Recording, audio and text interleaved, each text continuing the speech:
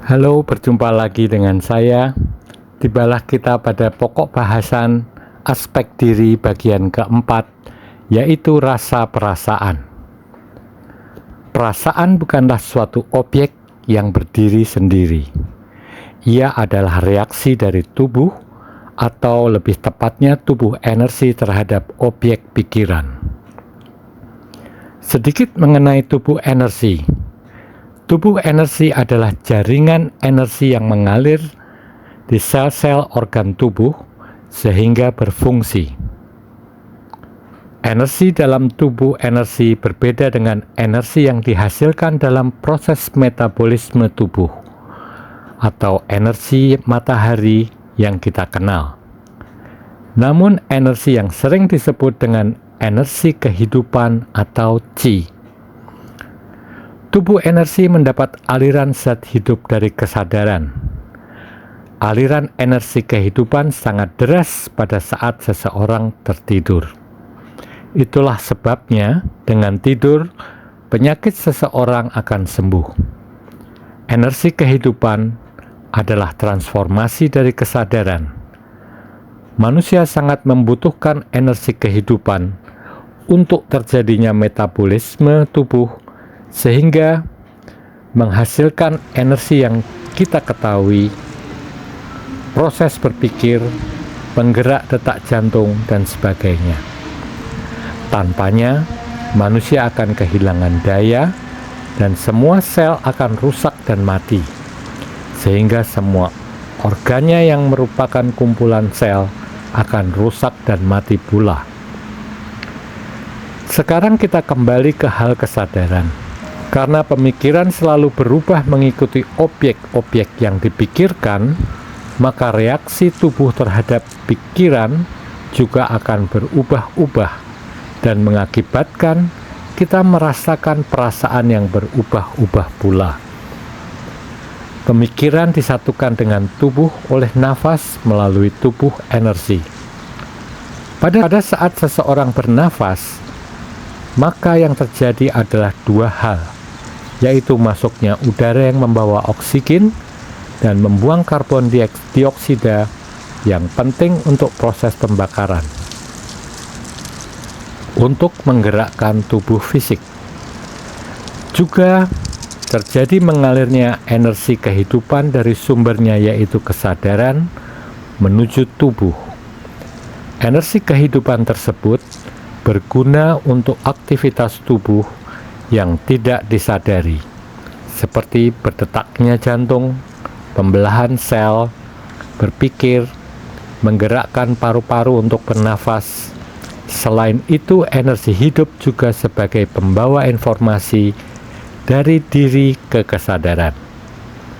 Guna lain dari energi hidup adalah sebagai penghantar rasa dari dan ke unsur diri agar bisa bertukar informasi dalam berinteraksi.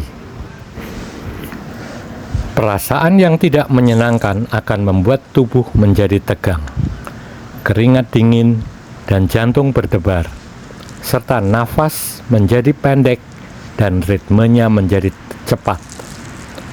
Kondisi perasaan yang tidak menyenangkan adalah hasil dari memikirkan objek pemikiran yang tidak menyenangkan, yang biasanya timbul tanpa Anda sadari. Memikirkan objek pikiran yang tidak menyenangkan, seperti menolak kondisi yang ada saat ini terus-menerus dalam waktu yang lama, dapat mengakibatkan perasaan stres dan mengakibatkan fisik Anda sakit. Sebaliknya, saat seseorang sedang memikirkan objek pikiran yang menyenangkan, maka akan timbul perasaan yang menyenangkan dan tubuh akan melepas hormon endorfin yang membuat rasa rileks dan menyenangkan. Pengalaman lain mengenai hubungan pikiran dan tubuh sering dirasakan oleh pelaku meditasi. Dengan menenangkan pikiran, seseorang akan merilekskan tubuhnya dan merasakan nafasnya. Saat tubuh dan nafasnya sudah rileks, maka otomatis pikiran menjadi lebih tenang. Dalam pikiran yang tenang akan timbul perasaan yang tenang pula. Reaksi tubuh energi terhadap pikiran berlangsung instan dan tidak disadari. Reaksi tersebut menimbulkan rasa. Rasanya hanya ada dua macam, yaitu enak atau menyenangkan, atau tidak enak. Rasa enak atau tidak enak tadilah yang akan menggerakkan tubuh kita untuk bereaksi. Kita menamai perasaan atau emosi menurut rasa yang ditimbulkannya. Oleh emosi tersebut, emosi ada banyak jenisnya. Secara garis besar, emosi dapat digolongkan menjadi dua macam golongan, yaitu emosi dengan vibrasi tinggi dan emosi dengan vibrasi rendah. Yang dimaksud vibrasi di sini adalah getaran energi pada tubuh energi saat emosi tersebut berlangsung. Vibrasi dari tubuh energi dapat diukur menggunakan alat. Selain dengan menggunakan alat, kita dapat mengenali langsung melalui rasa tubuh. Vibrasi tubuh energi tinggi memberikan rasa enak dan menyenangkan. Sebaliknya, vibrasi rendah menimbulkan rasa tegang dan tidak menyenangkan. Kadang-kadang, untuk energi dengan vibrasi rendah yang berlangsung pada waktu yang cukup lama dapat menimbulkan rasa sakit atau penyakit pada organ tertentu. Sama dengan otak, perasaan adalah objek yang adanya di alam mental. Perasaan banyak macamnya, dan pengetahuan kita tentang suatu perasaan tertentu sebetulnya adalah pengertian berdasarkan memori, di mana memori tadi terbentuk dari foto atau capture dari rasa persepsi seseorang terhadap kesan yang timbul dari rasa perasaan. Karena datanya diambil dari persepsi, maka pasti terkait dengan kondisi, objek, tempat, waktu dan peristiwa, dan lain-lain. Sehingga apabila kita menyebut satu emosi saja, maka kita tidak akan mengetahui rasanya dengan tepat. Kita harus menyebutkan kondisinya. Sebagai contoh, takut ruang gelap, takut ketinggian, takut anjing galak, dan sebagainya. Meskipun semua yang disebut dasarnya adalah rasa takut, namun rasanya berbeda ketika kondisi yang berhubungan dengan rasa takut berbeda. Kita tidak dapat mengerti rasa dari kata takut saja. Dalam bahasa Inggris, perasaan disebut emosi yang sering dikaitkan dengan energy in motion atau pergerakan energi. Macam energi sangat banyak.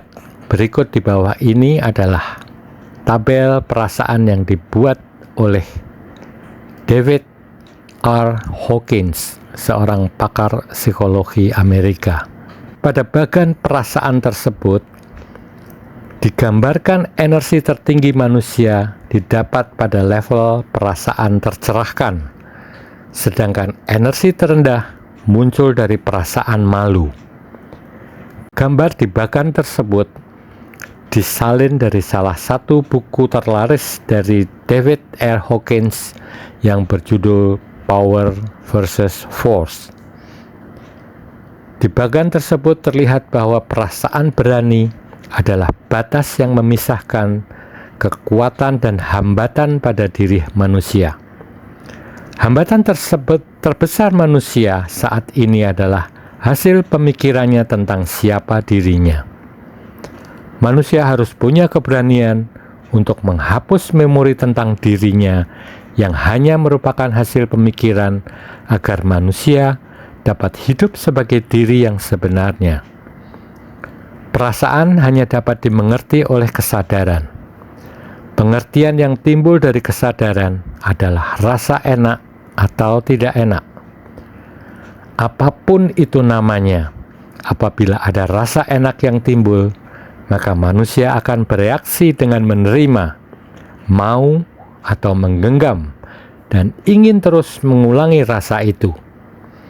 Sebaliknya, apabila rasa tidak enak timbul, maka respon manusia adalah menolak, tidak mau, dan menghindari.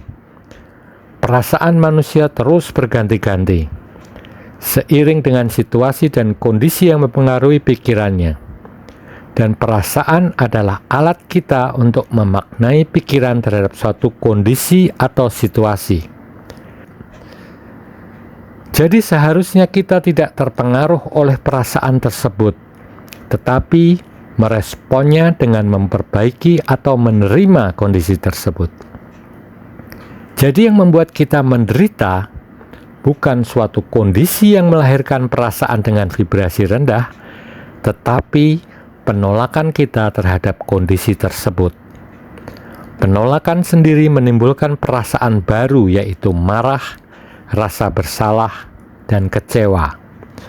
Jadi rasa tidak enaknya menjadi berlipat-lipat dan tidak berujung atau tidak akan selesai apabila kita tidak menyadarinya.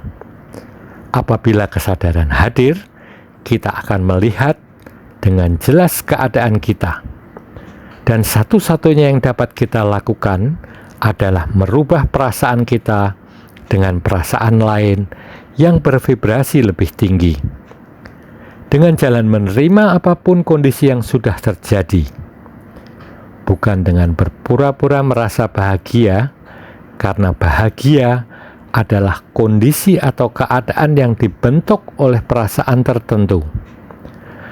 Respon yang kita butuhkan adalah merubah kondisi yang terjadi apabila kita mampu atau menerima kondisi tersebut sebagai kenyataan.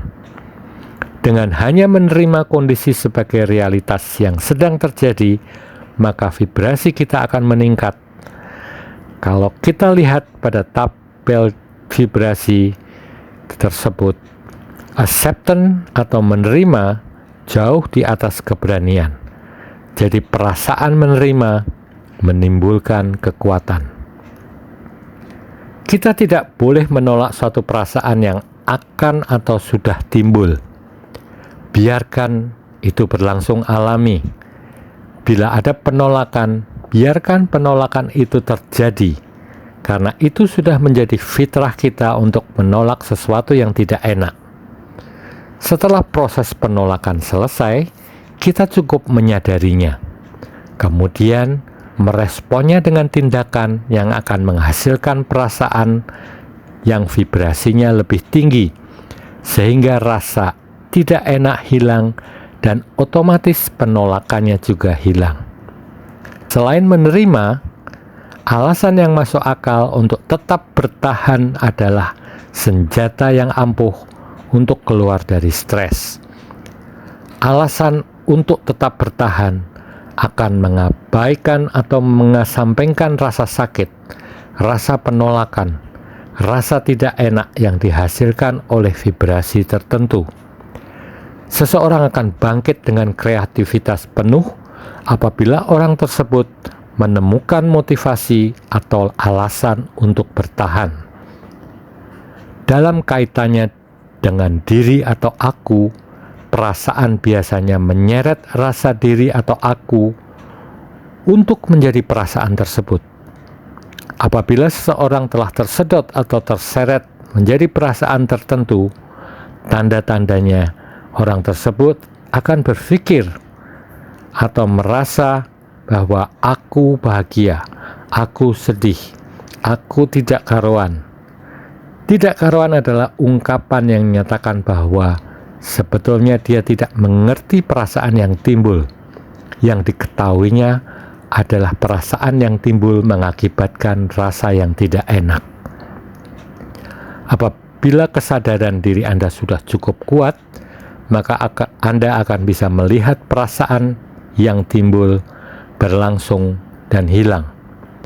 Seiring dengan kondisi yang membentuknya, silih berganti seperti awan yang silih berganti di langit.